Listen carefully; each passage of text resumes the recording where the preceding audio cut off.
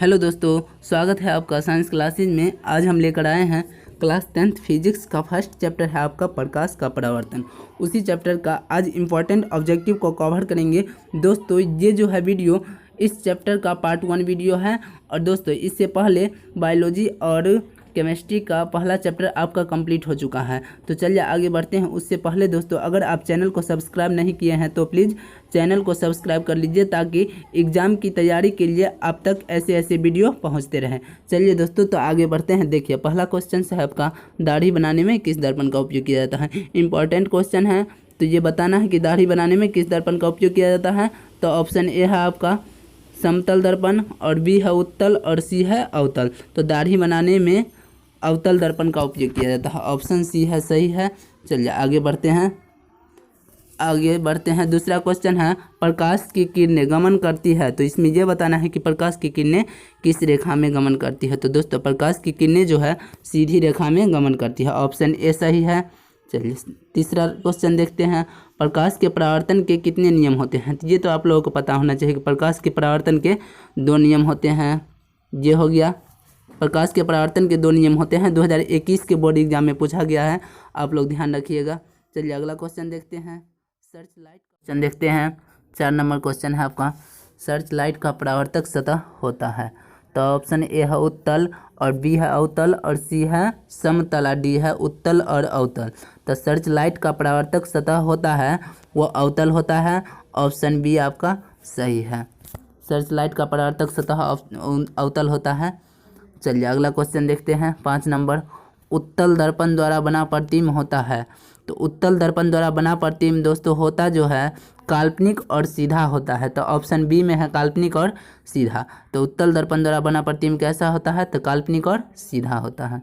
चलिए 6 number question देखते हैं, किस दर्पण से हमेशा वस्तु से छोटा प्रतिबिंब प्राप्त होता है। जिसमें ये बताना है कि किस दर्पण से हमेशा वस्तु से छोटा प्रतिबिंब प्राप्त होता है। तो दोस्तों उत्तल दर्पण से हमेशा वस्तु से छोटा प्रतिबिंब प्राप्त होता है। तो ऑप्शन बी आपका सही है। चलिए 7 नंबर देखते हैं, समतल दर्पण द्वारा बना प्रतिबिंब होता है। इसमें ये बताना है कि समतल दर्पण द्वारा जो प्रतिबिंब बनता है कैसा होता है। तो वो समतल दर्पण द्वारा प्रतिबिंब बनता है वो काल्पनिक होता है। ये हो गया आपका ऑप्शन बी। देखिए 8 नंबर क्वेश्चन देखते हैं। ये रहा, सोलर कुकर में व्यवहार किया जाता है। इंपॉर्टेंट क्वेश्चन है। वैसे तो जिसमें जितना है सारे इंपॉर्टेंट हैं, लेकिन ये सब ज़्यादा ध्यान रखिएगा। सोलर कुकर में व्यवहार किया जाता है। तो सोलर कुकर में दोस्तों अवतल दर्पण का व्यवहार किया जाता है। ऑप्शन ए है आपका सही है। चलिए अगला क्वेश्चन देखते हैं। 9 नंबर, अवतल दर्पण से परावर्तन के बाद किरण किस बिंदु से होकर गुजरेगी। अवतल दर्पण से कोई भी अगर परावर्तन होगा तो वो फोकस से, हमेशा फोकस से ही होकर गुजरता है। तो हो जाएगा ऑप्शन बी आपका सही है, फोकस से होकर गुजरेगी। चलिए अगला देखते हैं। 10 नंबर, ऐसे पदार्थ जिनसे होकर प्रकाश आसानी से पार कर जाता है क्या कहलाता है। तो ऐसे पदार्थ जिनसे होकर प्रकाश आसानी से पार कर जाता है उसे पारदर्शी पदार्थ कहते हैं। ये तो एकदम आसान है। चलिए हो जाएगा ऑप्शन ए सही है। अगला क्वेश्चन 11 नंबर, गोलीय दर्पण की फोकस दूरी उसकी वक्रता त्रिज्या को होती है। देखिए गोलीय दर्पण की फोकस दूरी ये बनाते हैं, ऐसे रहता है। तो फोकस दूरी रहता है कहाँ दोस्तों, तो फोकस यहाँ रहता है और वक्रता त्रिज्या यहाँ रहता है। तो यहाँ क्या कह रहा है, गोलीय दर्पण की फोकस दूरी। तो ये हो गया फोकस दूरी एफ, फोकस दूरी, और वक्रता त्रिज्या ये हो गया। तो गोलीय दर्पण की फोकस दूरी जो है वक्रता त्रिज्या की आधी है। वक्रता त्रिज्या की क्या है, तो आधी है। तो फोकस दूरी गोलीय दर्पण की वक्रता त्रिज्या की आधी है। तो कहाँ ऑप्शन हो गया आपका ए सही है। गोलीय दर्पण की फोकस दूरी वक्रता त्रिज्या क्या होती है, तो आधी होती है। देखिए 12 नंबर क्वेश्चन, प्रकाश का वेग न्यूनतम होता है। तो इसमें यह बताना है कि प्रकाश का वेग किस माध्यम में न्यूनतम होता है। तो कांच में प्रकाश का वेग न्यूनतम होता है। ऑप्शन डी आपका सही है। 13 नंबर क्वेश्चन, अवतल दर्पण में आभासी और बड़ा प्रतिबिंब बनाने के लिए वस्तु को कहाँ रखना चाहिए। अवतल दर्पण में अगर आभासी और बड़ा प्रतिबिंब बनाना है तो वस्तु को कहाँ रखेंगे तो बनेगा। तो ऑप्शन आपका इसमें सी सही है, फोकस के अंदर रखेंगे तो आभासी और बड़ा प्रतिबिंब बनेगा।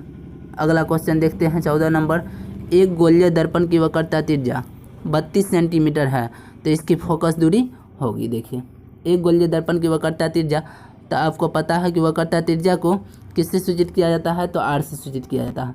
आर दिया हुआ है, आर बराबर 32 सेंटीमीटर दिया है और कह रहा है इसकी फोकस दूरी एफ निकालना है। तो आपको पता है कि एफ बराबर होता है r/2 होता है। तो आर दिया है तो 32/2 हो जाएगा और इसको काटेंगे दोस्तों तो कितना हो जाएगा, 16 हो जाएगा। तो आ गया कितना, 16 सेंटीमीटर। ऑप्शन ए आपका सही है, ऑप्शन ए है सही है आपका, ऑप्शन ए 16 सेंटीमीटर हो जाएगा। चलिए अगला क्वेश्चन देखते हैं। 15 नंबर, सरल सूक्ष्मदर्शी में किसका उपयोग होता है। तो सरल सूक्ष्मदर्शी में जो उपयोग होता है उत्तल लेंस का उपयोग होता है। ऑप्शन डी सही है, ऑप्शन डी सही है। अगला क्वेश्चन देखते हैं।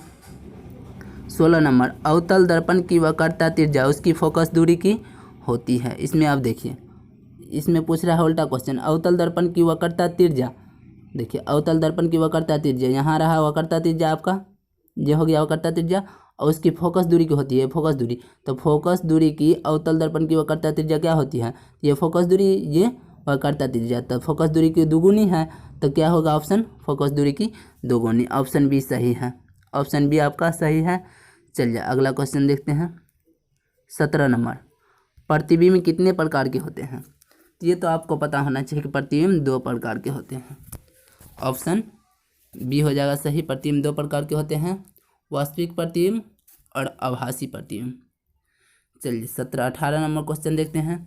गोलीय दर्पण के मध्य बिंदु को क्या कहते हैं। गोलीय दर्पण के मध्य बिंदु होते हैं उसको क्या कहते हैं, तो ध्रुव कहते हैं। ऑप्शन सी सही है, गोलीय दर्पण के मध्य बिंदु क्या कहते हैं, ध्रुव। 19 नंबर क्वेश्चन, निम्न में से कौन अर्धचालक नहीं है। देखिए तो अर्धचालक नहीं है पूछ रहा है यहाँ पे, तो सिलिकॉन तो अर्धचालक है, जर्मेनियम भी अर्धचालक है और पारा अर्धचालक नहीं है। ये आपका ऑप्शन सी सही है।